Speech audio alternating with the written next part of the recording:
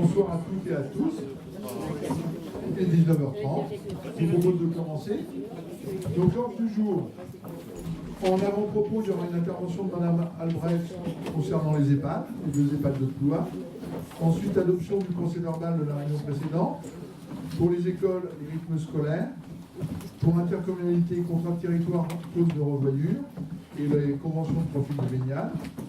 Pour les finances, vente du camping, décision du maire sur les décisions modificatives du fonctionnement 014, allocation de vétérans pompiers, et ensuite décision du maire, information.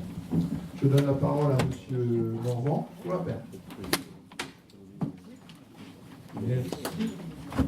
Alors, Philippe Delsol, Jean-Michel Morvan, présent. Jackie Le Hervé, Présente. Xavier Copin, Présent. Michel Gourdin, Présent. Marie-Thérèse Albrecht, Présente. Monique Baudou donne procuration à Joël Quilin, Jean-Pierre Cartier, Présent. Dany Leput, Joël Lezé donne procuration à Marie-Thérèse Albrecht, Christiane Montagne, Marie-Odile Géquer, Joël Quilin, Présent. Françoise Leclerc, je l'ai pas vu non plus. Jean-Luc Dornemin, Présent. Yannick Kerbrat, Présent. Véronique Constantin, Présent. Didier Léard, Présent. Christine Lancaster, puissant. Régis Quélec donne procuration à Philippe Delsol, Stéphanie Leroux, Cédric Lepoidou, Présent. Ludovic Huon donne procuration à Jean-Michel Morvan, Victor Tréorel, Présent. Marie-Paul Artus, Bénédicte Jobé-Duval, Présent. Éric Duval.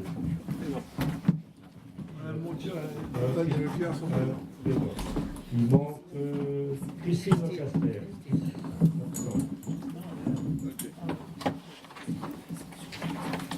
Je vous propose l'adoption du procès verbal du précédent conseil municipal. Y a-t-il des remarques? Oui. Bonjour à tous.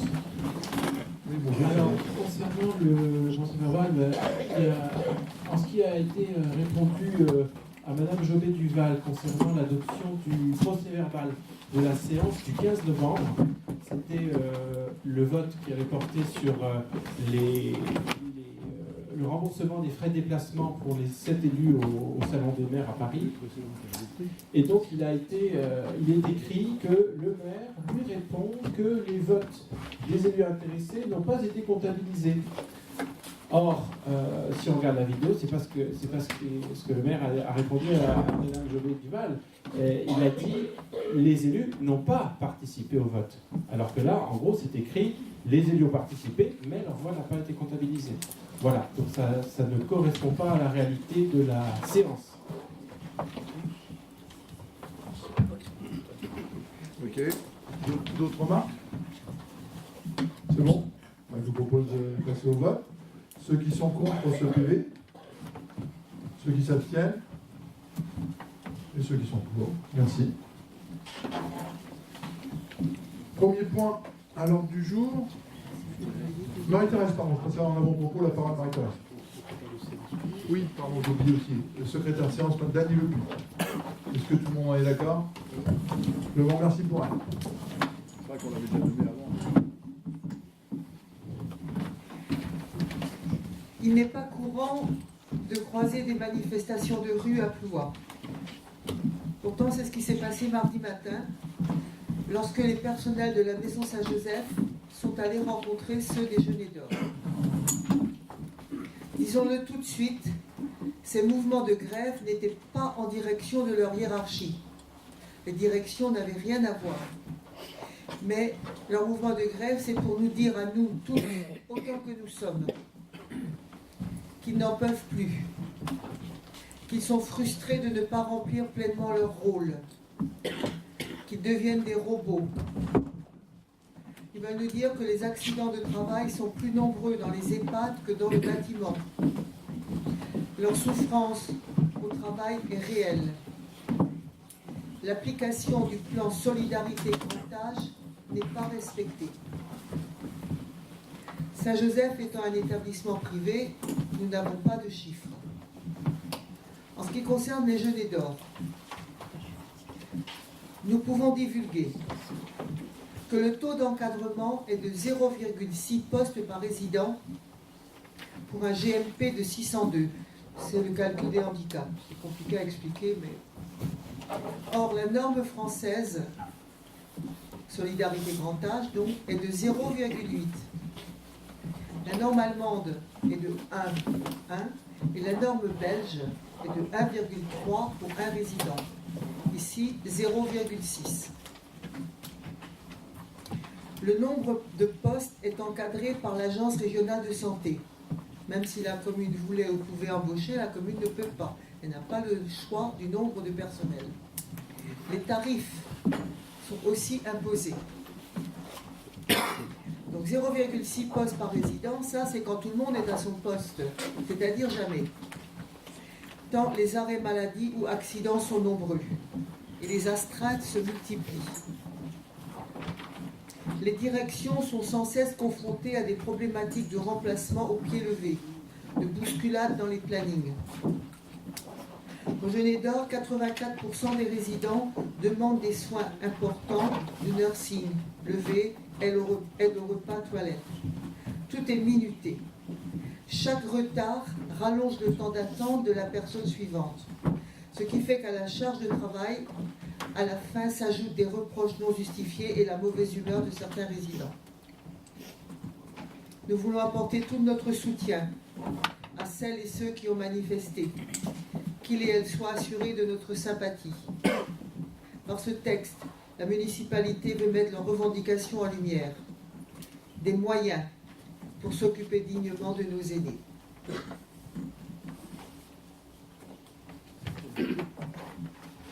Merci. Pas de remarque, c'est bon? Ok. Je passe la parole à M. Morvan pour les écoles. Merci. Rythme scolaire.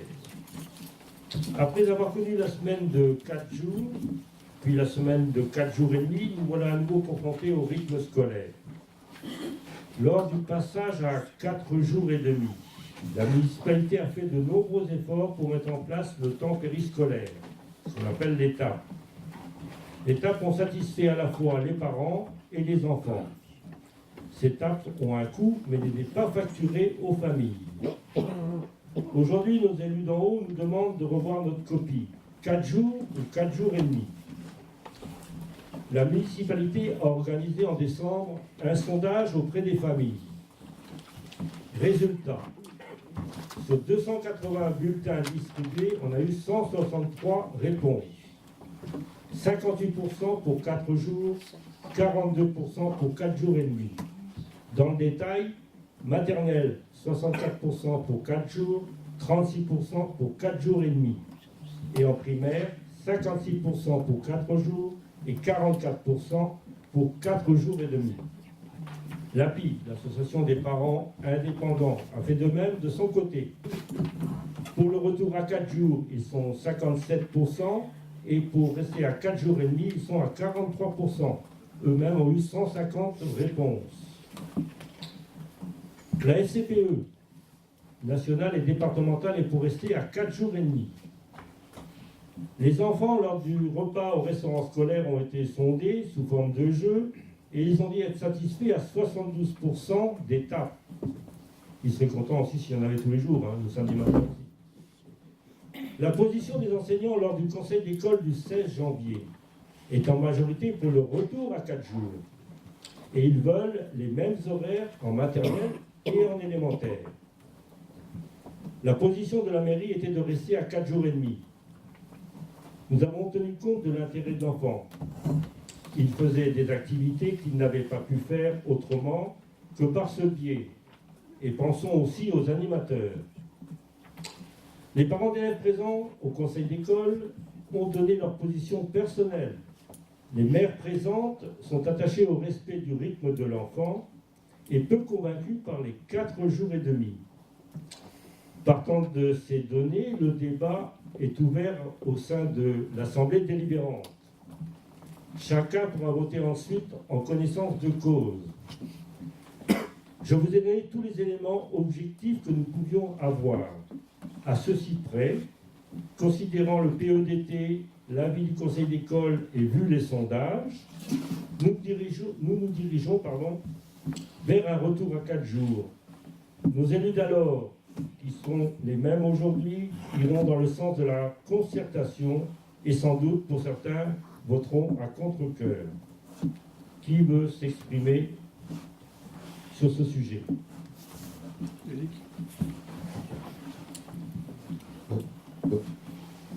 Mesdames et messieurs, bonsoir. Notre équipe va demander une dérogation pour revenir à la semaine de 4 jours. C'est d'abord dans l'âme que nous allons voter. Nous ne voulons pas prendre une position contre la décision du conseil d'école, même si nous n'y souscrivons pas. Rappelons-nous, en 2013, la ville de Plouay était pionnière dans le changement. 4 jours et demi au lieu de 4 jours. La fréquentation passait donc de 162 jours d'école à 185. Suivant les demandes ministérielles, des activités périscolaires étaient mises en place, l'étape. Les horaires journaliers étaient changés, 3h30 le matin, 1h45 l'après-midi. L'école Saint-Yves, contactée, refusait l'aide financière proposée pour la mise en place de cette étape pour des raisons qui lui étaient propres. Si nous avions applaudi à cette réforme, c'est parce que, par simple bon sens, tout le monde pouvait comprendre que 5 matinées scolaires sont plus propices aux apprentissages que 4. Il y avait là une opportunité d'apporter aux enfants des pratiques culturelles et sportives de qualité non soumises au secteur marchand. En 2017, retour à la case départ. Pourquoi? Le conseil d'école s'est défini pour la demande de dérogation. Les raisons invoquées sont multiples et souvent très vagues. Les enfants sont fatigués. Les petits Plouatins seraient-ils plus fragiles que les autres enfants européens, puisqu'aucun pays d'Europe n'a classe 4 jours par semaine? La norme est 5, voire 6. Ils vont donc devoir ingurgiter en 162 jours, au lieu de 185, toujours le même programme. Les familles aux revenus les plus modestes auront à débourser pour que leurs enfants pratiquent ce que l'État leur offrait gratuitement. Tennis, judo, école du cirque, etc. Les mercredis matins, l'accueil au centre des loisirs sera facturé. Les adultes se sont prononcés. Sommes-nous sûrs que c'est l'intérêt des enfants qui a été le moteur de leur décision? Nous, conseillers municipaux, nous ne voulons ouvrir aucun conflit. Nous voterons donc la demande de dérogation. Merci. Pas d'autres interventions? Oui, alors nous aussi, on votera pour. On a, comme dans le mandat précédent, on a toujours suivi l'avis du conseil d'école, puisque nous amène d'apprécier les besoins et les impératifs qui s'imposent aux enfants. On votera donc pour.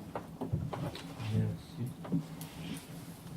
Oui, le conseil d'école, c'est vrai que tout le monde s'est prononcé à titre individuel, mais il n'y a pas eu de vote au conseil d'école. C'était un rappel. Voilà, c'était un avis. Et c'est vrai que l'avis unanime des enseignants a fait que ça nous a quand même perturbé. Voilà. Si tout le monde a pu s'exprimer, nous allons passer au vote. Nous proposons donc à monsieur le directeur de l'Académie d'éducation nationale un retour. Ah, c'est madame, pardon. C'est écrit monsieur sur la fiche. D'accord. Ah, madame, la directrice académique de l'éducation nationale, un retour à la semaine de 4 jours. Qui est pour? Levez bien la main, qu'on puisse compter. Merci. Qui est contre? Qui s'abstient? Une abstention. Moi, j'ai voté pour 2 fois, pardon. Une abstention. Le reste est pour à l'unanimité. Juste une petite remarque, Oui.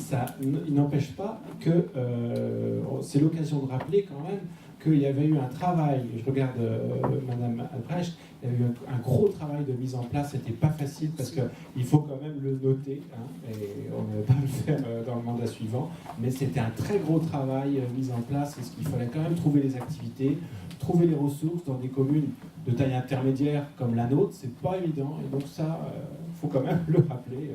Merci, Chose Eric. mise à part. Merci de le rappeler. C'est vrai qu'avec Madame Albrecht, moi-même et puis Norbert Prigent, nous étions pratiquement pris tous les soirs pour aller visiter les communes et leur expliquer comment fonctionnait l'État. Et la présidente de l'API. Et la présidente de la pays, c'est vrai, tout à fait. Point suivant, Monsieur Gourmand.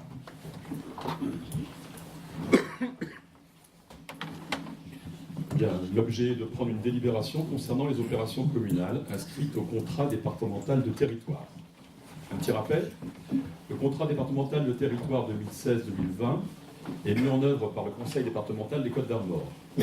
Il est l'outil principal de collaboration entre le département, les EPCI, tout particulièrement pour nous, l'ERF Armor Communauté, et les communes, pour favoriser le développement et l'aménagement des territoires.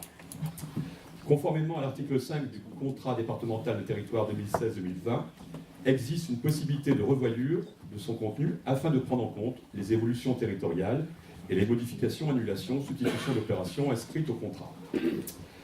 Un comité de pilotage département, de PCI et communes a eu lieu le 19 décembre dernier, duquel est ressorti le document de synthèse qui vous a été transmis pour les conseillers municipaux, pages 6 et 7, et qui reprend les éléments de cadrage, le tableau phasé et chiffré et les présentations des contributions. Chacun a donc pu en prendre connaissance, je ne vais pas le redévelopper ici. Le conseil communautaire du mardi 30 janvier a approuvé ce document de synthèse. Ce même document doit être validé par chaque conseil municipal. Pour Plouat particulièrement, le solde du montant de revoyure sur le contrat départemental du territoire 2016-2020 est de 187 728 €. On propose au conseil municipal d'abonder cette somme à hauteur de 36% pour le financement de la maison des jeunes, des associations et de la ludothèque sur le site de Triscalia. On peut rappeler qu'une préétude demandée auprès de l'ADAC 22 pour l'aménagement de ce site confirme cette faisabilité, tant d'un point de vue technique que financier. On est dans les pures financières. Une partie des travaux se fera en régie et, exceptionnellement, le conseil départemental a accepté la chose.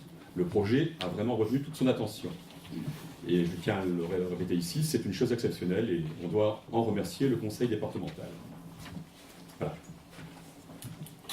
Y a-t-il par rapport à ces choses des questions? Je voulais savoir, est-ce que cette subvention, est-ce que la subvention est maintenue quand même pour la valorisation du site classé, ou est-ce qu'on l'abandonne et donc elle est réorientée sur la maison, sur le projet de maison de jeunes?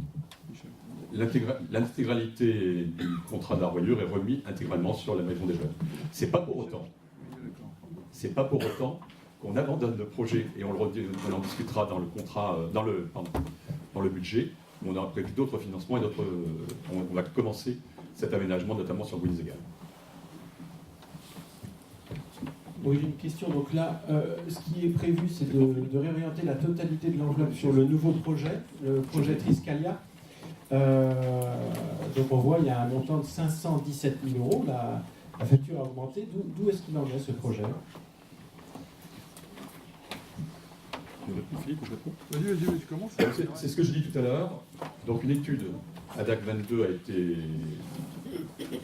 diligentée, et l'ADAC est actuellement en train, à travers notre étude, de présenter les projets. Il y a actuellement 3 propositions possibles, et aujourd'hui, on est à même de dire, c'est bien ce que j'ai dit tout à l'heure, qu'il y avait à la fois faisabilité sur un budget qui rentre dans les purs qu'on a provisionné, à la fois une faisabilité technique et une faisabilité financière. On est dans les études pour l'instant de ce projet. Michel. Pardon. Une double réponse, donc le montant est le même, sauf qu'au niveau des demandes de subvention, on a le droit de rajouter les 10% d'honoraires. Donc il y a 47 000 euros de plus qui correspondent aux 47% d'honoraires. Par contre, par rapport à la première question, donc effectivement, on présente un budget, mais le budget sur les falaises sera aux alentours de 350 000 euros, sur lequel on espère un certain nombre de subventions, notamment de la région, et on dédiera aussi la subvention des petits ports d'intérêt patrimonial. Ça rentre dedans. On a fait un global. Sur un montant de 350. On n'est pas un million. D'autres questions?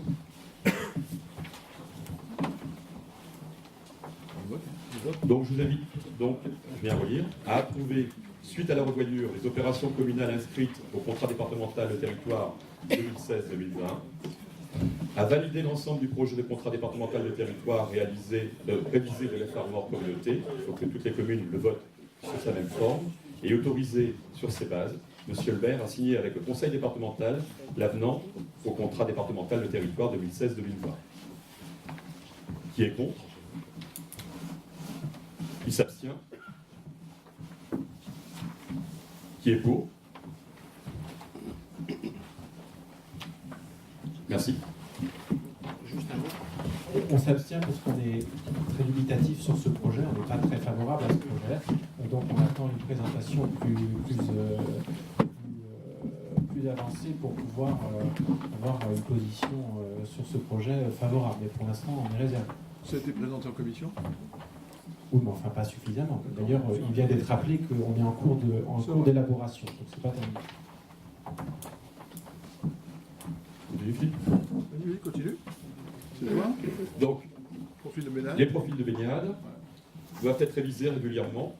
Ce travail important avait été réalisé à l'origine par un agent de la communauté commune de l'Envol-Emploi à l'époque.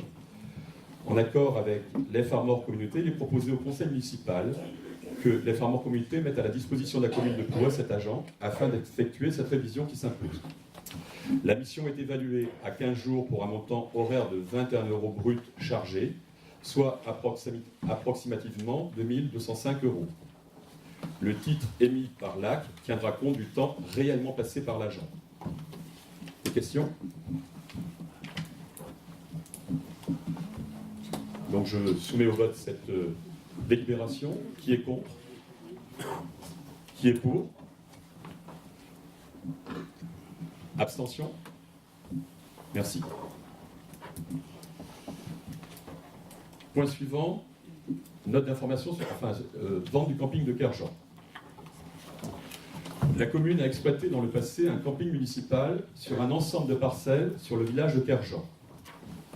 Par délibération du 3 avril 2015 et 9 avril 2016, le conseil municipal avait autorisé le maire à céder ce bien pour la reprise de cette activité de tourisme par un promoteur privé, projet qui n'a jamais reçu un avis favorable de la part des services d'urbanisme. À compter du 1er janvier 2018, la commune est à nouveau juridiquement autorisée à remettre en vente ce camping, bien qu'un recours contre la commune est toujours en instruction pour lui réclamer des dommages et intérêts. Mais ce recours ne pouvant pas plus compromettre la vente. Alors, un petit rappel, le budget d'investissement 2015 faisait état de la recette de cette vente et a été ainsi engagé.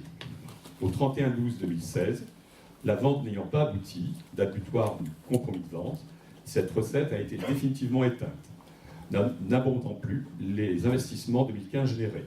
Et en conséquence, disparition du montant de cette somme, des excédents reportés d'investissement. Il est proposé aujourd'hui à nouveau de vendre le camping. Le périmètre vendu comprend les parcelles définies par les délibérations précédentes, à savoir B975, alors c'est un peu laborieux, mais je dois citer toutes les parcelles, B975, 976, 977, 987, 988, 989 en partie, et je reviendrai en partie pourquoi, 990 en partie, et je reviendrai aussi dessus, 994, 995, 996, 997, 998, 999, 2424, 993 et 1842. Un géomètre sera missionné pour établir le périmètre vendu. Le poste de relèvement des eaux usées sur la parcelle, justement B989, et la parcelle B990 supportant le sentier des douaniers, qu'emprunte le chemin de grande randonnée GR34, resteront propriété de la commune. Les réseaux d'eau usée, gravitaires depuis le quartier de Kerjan et sous pression depuis le poste, seront relevés et inscrits en servitude. Un avis des domaines en date du 23 février 2017 estime la valeur vénale de ce bien à 468 000 € avec une marge d'appréciation de 10%.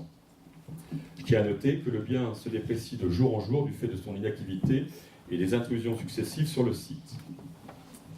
4 acquéreurs privés individuels et 2 groupes de promoteurs s'étant manifestés pour acquérir le bien courant 2017 ont été invités au plus tard, pour le 15 décembre 2017, à formuler une offre définitive accompagnée d'un projet descriptif précis et surtout d'une garantie bancaire de paiement. Une seule offre nous est parvenue conforme pour cette date pour un montant de 410 000 € net vendeur. Le projet est d'installer à Kerjan un camping familial, écologique, social et solidaire. Le couple acquéreur proposé a déjà l'expérience de la gestion de ce type d'activité. Le camping ne prévoit que 105 emplacements, contre 155 précédemment, répartis en 60% d'emplacements traditionnels et 40% en mobil-home.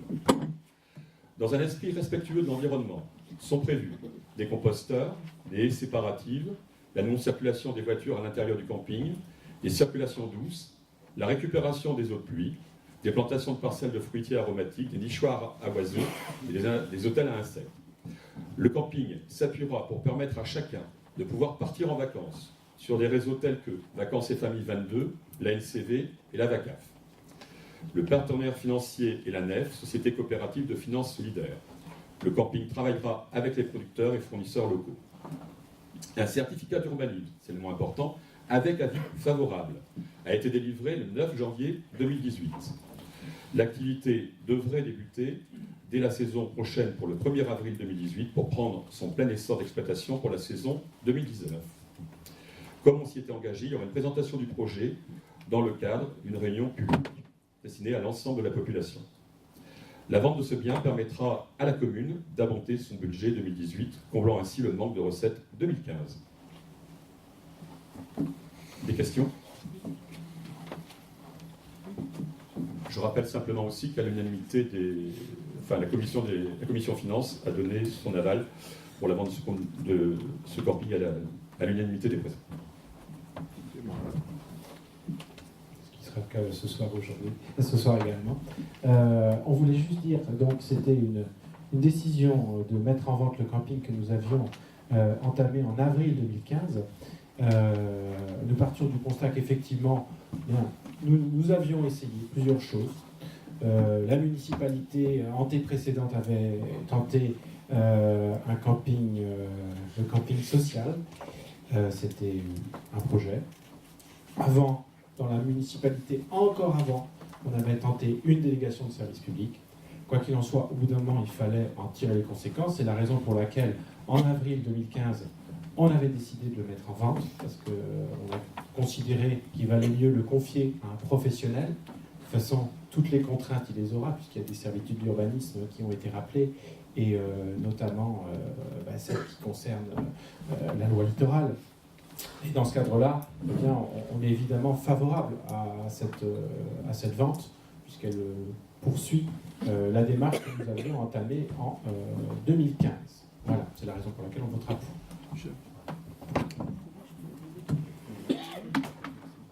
C'est vrai que l'urbanisme, beaucoup de choses ont été levées, puisque le projet a été vu avec l'architecte des bâtiments de France. C'est pour ça que le projet est passé assez facilement à l'urbanisme. Et la deuxième chose, c'est vrai que ces 410 000 €, c'est de l'argent, mais cet argent est déjà dépensé. Eh oui, ce serait trop beau.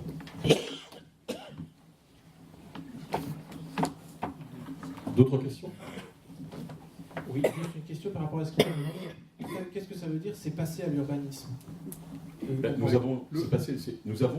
ce que j'ai dit dans mon propos. Oui, mais par rapport à ce qu'a dit Philippe Delson, un certificat d'urbanisme avec avis favorable a été délivré le 9 janvier 2010. D'accord, mais il n'y a aucune présentation du projet dans un certificat d'urbanisme. C'est juste un rappel des servitudes indépendamment du projet. Sauf que le projet a été présenté à l'architecte des bâtiments de France, il est venu sur place, et ils ont tenu compte des recommandations de l'architecte des bâtiments de France. Pour avoir suffisamment... D'accord, mais le certificat d'urbanisme, c'est une autre chose. Non. Pour avoir suffisamment suivi et instruit le dossier, le document du projet intégral de Kerjan a été joint à la demande du document d'urbanisme. Oui, d'accord, mais bon, c'est pas grave, hein, mais un certificat d'urbanisme n'a pas vocation à se prononcer sur le projet. Il se prononce sur les servitudes qui pèsent sur le terrain, pas simplement indépendamment de tout projet. C'est pas grave. C'est par rapport à l'écriture du projet. Mais on a vraiment... En tout cas, c'est Moi, le bien projet. d'avoir un certificat d'urbanisme opérationnel. Et c'est la raison pour laquelle ça n'avait pas marché. Voilà, je ne vais pas épiloguer sur le sujet. Bien. S'il n'y a pas d'autres questions, je vais vous soumettre la délibération que vous devez prendre à votre vote. Donc le conseil municipal décide la cession de la propriété immobilière 6 à Kerjean, périmètre définitif défini par un géomètre expert, moyennant 410 000 € net vendeur. Dans le respect des règles du droit civil régissant la cession immobilière et dans le respect des dispositions inhérentes à la qualité de personne publique du vendeur, autorise le maire à signer tout acte administratif ou notarié à intervenir ainsi que tout document se rapportant à cette affaire, dit que ce terrain aura vocation à accueillir des activités et installations de loisirs, garantissant une insertion paysagère, préservant le site, type camping ou parc résidentiel de loisirs, conformément au certificat d'urbanisme. Qui est contre? Qui s'abstient? Qui est pour? Merci de cette unanimité.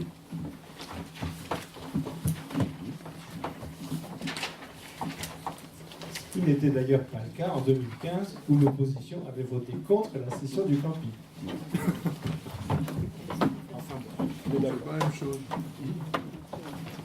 Pour le projet.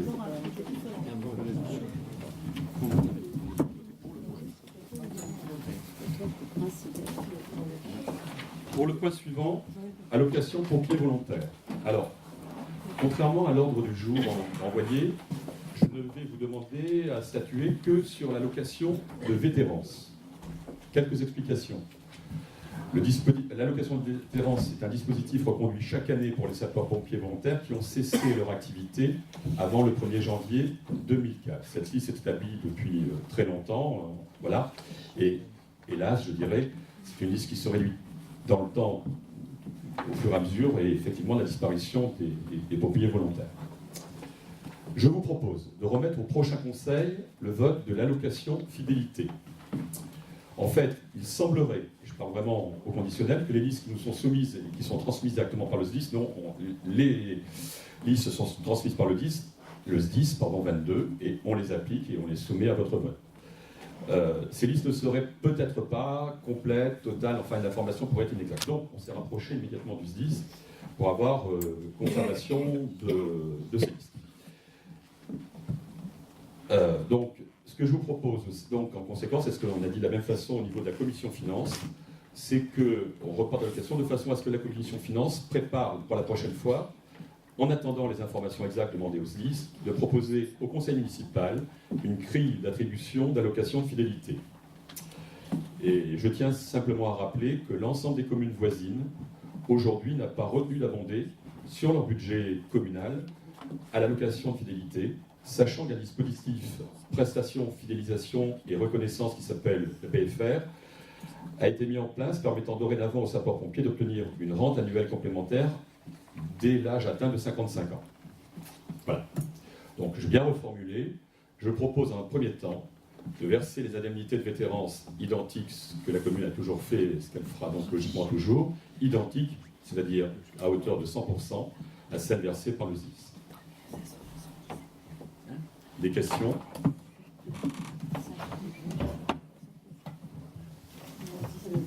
Quelle différence entre vétérance et fidélité? Les dates.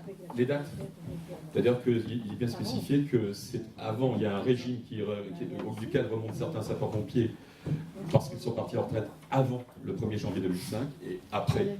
C'est simplement les dates. Et les grades aussi. C'est des choses différentes. Et justement, ce que j'expliquais, c'est qu'à partir du 1er janvier 2005, il y a éventuellement un nouveau système, un nouveau régime, un système qui a été mis en place et qui garantit aux pompiers partis à partir de cette date systématiquement une retraite complémentaire. Et ce qui ne justifierait peut-être plus, c'est certainement ce pourquoi certaines communes ont pris cette décision d'abonder à cette forme de retraite complémentaire. D'autres questions? par rapport à cette proposition, donc j'ai bien dit seulement la première partie, et la commission finances, comme on l'a vu ensemble, reproposera pour un des prochains conseils municipaux un dispositif pour l'allocation de fidélité. Je soumets à votre vote. Y a-t-il des voix contre? Des abstentions? Merci. Donc, je suppose que tout le monde est pour. Je suppose que tout le monde est pour.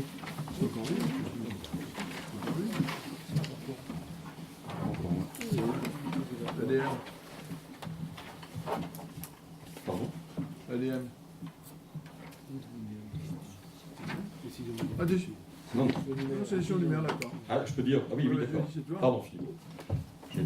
C'est le virement de crédit section de fonctionnement. Oui, effectivement, simplement, ça c'est ce que j'appellerais volontiers peut-être un abus de langage, un jeu d'écriture, où on demande, on vous informe de la décision du maire en date du 20 décembre 2017 dernier de virer la somme de l'article 022-020 de dépenses imprévues à l'article 73-98-014 en atténuation de produits. Et je peux même dire ce pourquoi, tout simplement parce qu'on avait provisionné au budget 2017, a priori une somme un devis qui avait été fait par le SDE, et ce devis est dépassé 2 000 €, ce qui justifie simplement ce dépassement. Voilà. Une information.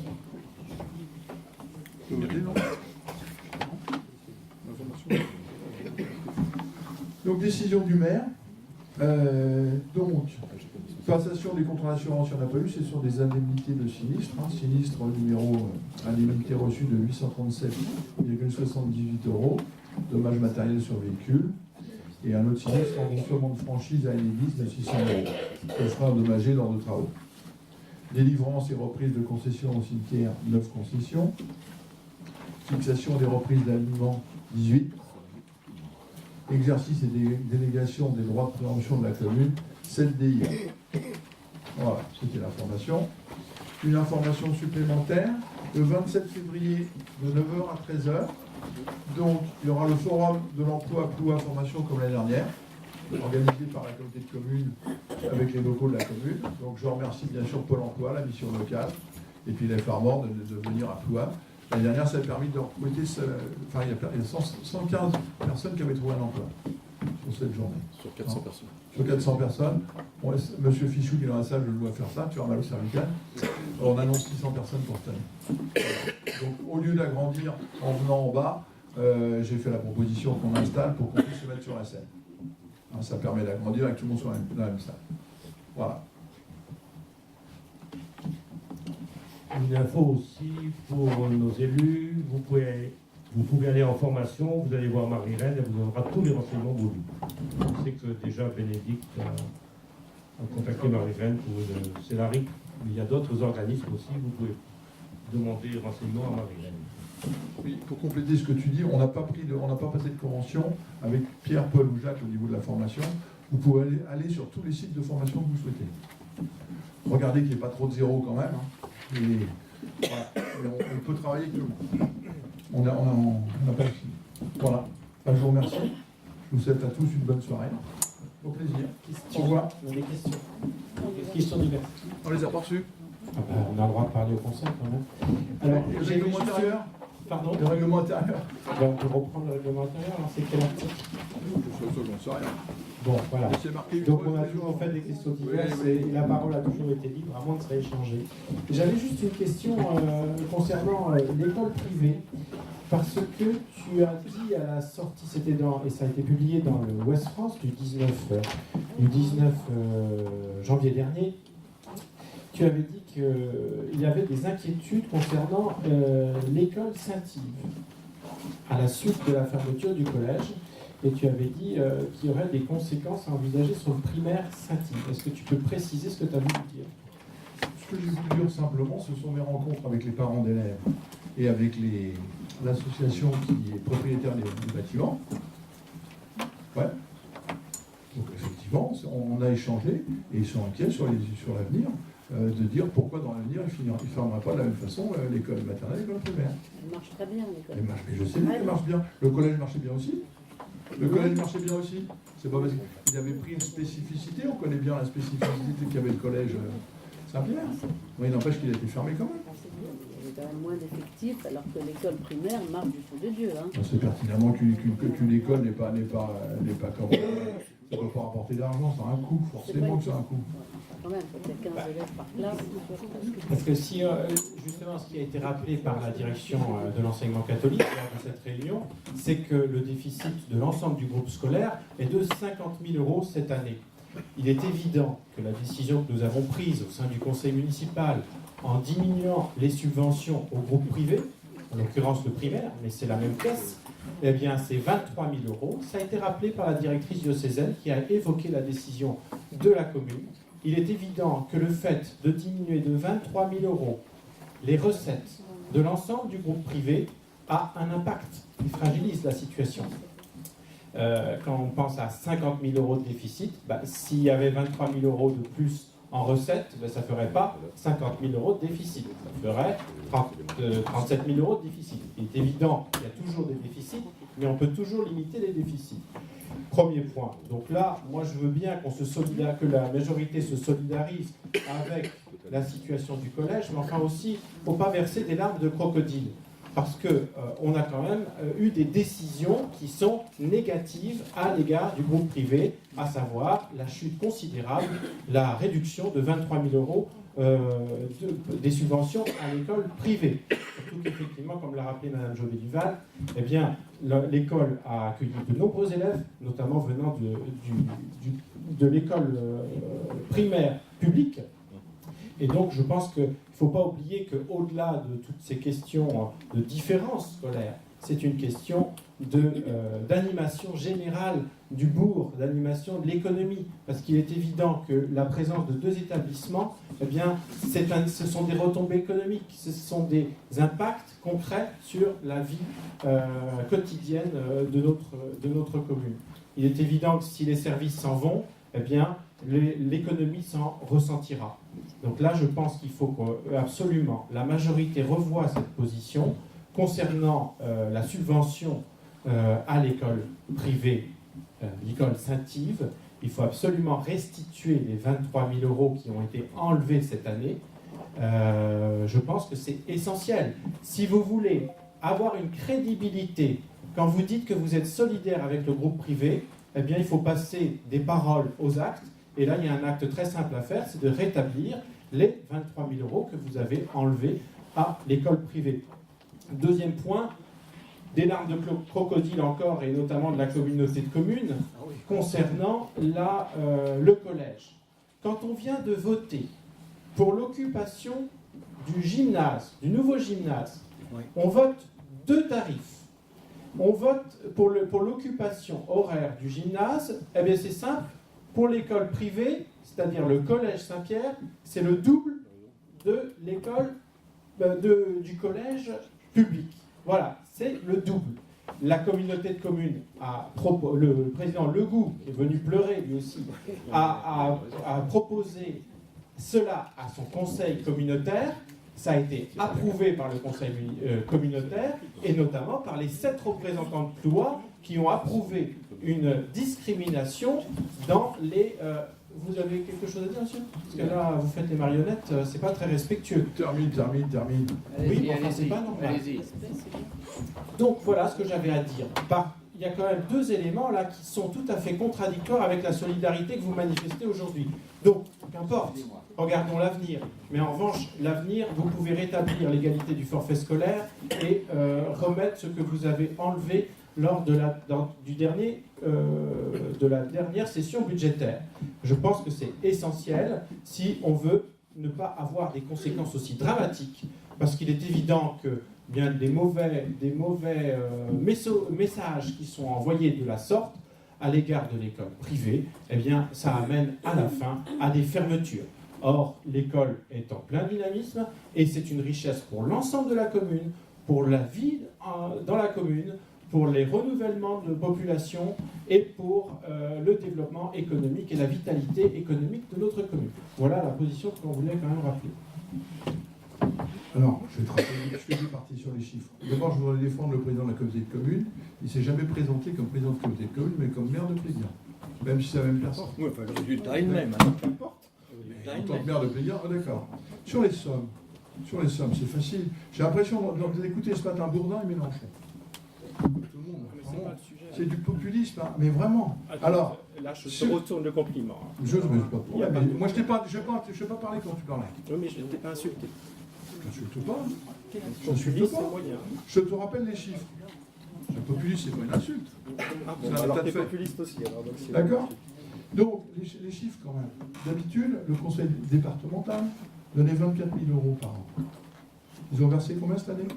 79. 79. Donc les 50 000, ils sont là. Donc ils ne sont pas fermés pour cause financière. On le sait bien. Ça fait 6 ans qu'ils perdent 50 000 euros. Il n'y en a rien à voir. Ensuite, tu parles des moins 23 000 euros sur une case, sur le fonctionnement de l'école. Et on donne combien par élève pour les frais de gestion et un tas de choses? On donne 10 fois plus que n'importe quelle commune. Et les 23 000 euros, ils les retrouvent dans d'autres cases. Donc, oui. C'est quoi les frais de gestion? Les frais de gestion, À la différence. quand on vote 58 euros par un enfant, quand on paye la piscine, quand on fait tout ça, eh ben fais le montant. On est largement au-delà des 23 000 euros. C'est vrai que c'est pas la même case. C'est pas la même case. C'est deux choses différentes, c'est vrai. Mais n'empêche que l'argent, il est ne long. pas aider les pauvres. Hein. Oui, mais on le fait quand même. Donc ne nous accuse pas de ne pas le faire. D'accord? Pour information, le collège public a eu 25 000 euros cette année. Le collège privé, 79. Ça n'a posé à aucun enseignant public ou privé. Ça a posé de On parle pas de la commune, là. Là, Ah, tu du parles du département. conseil départemental. Le départemental, oui. C'est autre chose. Mais ils les ont aidés exceptionnellement. Ça pose aucun problème.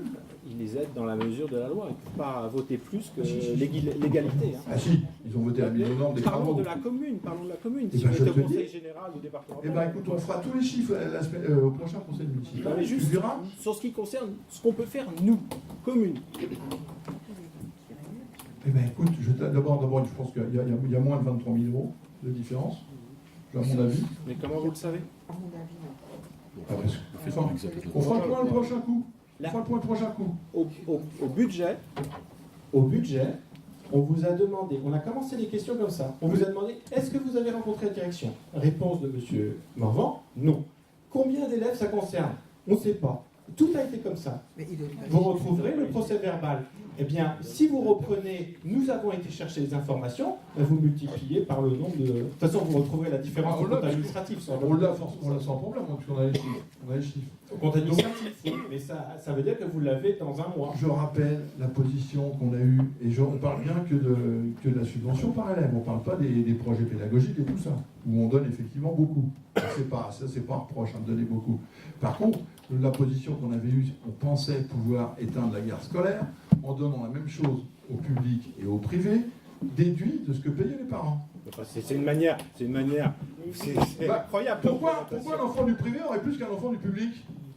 Non, mais C'est autant. une présentation autant. incroyable. Eh bien, ils ont autant. Mais tu dis déduit de ce que Bah, payent bien les sûr. parents. Donc ça veut dire que chaque Ah, hypocrisie bon, complète. Non, c'est pas de Ah l'hypocrisie. bah non, c'est pas Alors là, c'est peut-être du populisme. Tiens, je vais essayer Bourdin demain matin. Moi aussi.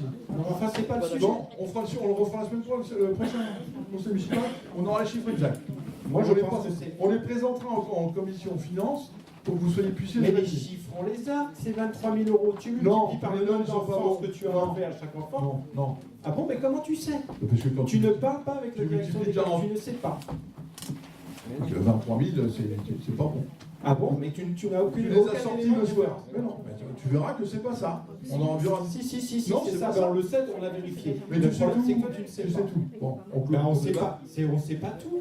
On a été rencontrer la direction. On a demandé combien d'élèves vous aviez. Donc ben, on a tu auras les chiffres multiplié. le prochain coup. C'est pas compliqué. J'ai pas besoin des chiffres. Les chiffres, je les connais Si, et les ils seront confirmés au compte Eh administratif. ben, tu verras qu'ils ne sont pas confirmés. Voilà, ils seront confirmés au compte Tu administratif. verras que non, tu te trompes. Quoi qu'il en soit, il y a une différence. Tu l'acceptes, la Avec différence. 200 euros par enfant, on est d'accord. Ben voilà. On est d'accord. C'est peut-être ce qu'on pourrait redonner à l'école privée pour la soutenir. Voilà. Et plus largement, soutenir l'ensemble de On l'école. pourrait le faire si on pouvait donner 200 euros de plus à l'école publique. Et comme Non, ça, mais ce sera c'est- l'égalité. c'est pas toi qui fais la loi ou tes lois. La loi, elle est très claire, il y a un article du code, il suffit de l'appliquer, c'est tout. Égalité du forfait scolaire. Pour le primaire, on le fait, pour le collège, on le fait, pour les lycéens, on le fait, tout le monde le fait. Le problème, c'est que pour les moins de 6 ans, ce n'est pas obligatoire. Donc, c'est là la différence, c'est pas obligatoire. Et vous avez décidé que vous n'appliquerez pas l'égalité pour les moins de 6 ans. C'est un choix. Vous avez le droit d'avoir ce choix. Notre Mais équité on peut n'est pas pas dire- ton égalité, c'est la différence. Non, moi je parle de la loi, je parle nous, on pas parle de de moi, l'équité. ou ce que je pense, c'est la loi qui a été adoptée Mais par nous, on dit ce qu'on pense. les parlementaires. On fera le point le prochain coup. J'ai pas besoin qu'on fasse le point, le point il est là, aujourd'hui on Ton peut prendre point une est là, décision. le nôtre n'est pas là. Ah bah, c'est ta manière de Tu sais que répondre. normalement, pas en règlement répondre. intérieur, ce genre de point, tu aurais pu le poser en 3 jours après, pour qu'on puisse y répondre et avoir les chiffres. C'est le règlement Alors intérieur. bah, tu les avais les chiffres, je comprends pas. Alors, On tu les les a as, pas tu là, as pas. on les a pas là. Ça va. Tu nous aurais prévenu, on les aurait eu, Mais pas de problème. qu'importe. Et à la rigueur, je dirais, qu'importe les chiffres, ce qui compte, c'est qu'il y a un principe, c'est que vous n'avez pas adopté l'égalité entre le primaire privé et le primaire public. C'est un Tu principe. veux pas entendre ce qu'on te dit. Mais si, Nous, mais on a j'ai prévu- compris ce que tu dis, mais ça ne tient pas la route, ça n'est pas Je vous rationnel. propose de lever le conseil municipal. Dernière petite information Ah, simplement. vas-y. Je voulais juste savoir, la dernière conseil, on avait demandé si on pouvait retarder leur, quitte à changer le jour, au moins à retarder l'horaire des conseils municipaux. Bah, Et écoute, on non. m'a dit qu'on en tiendrait compte, et puis bon, on Il y a eu un vote chez nous et c'était non. D'accord. Voilà. Bon, donc, C'est pour ça Bonne qu'il y a soirée pas à vous tous. les On actifs de la commencera par les subventions le prochain coup. voilà.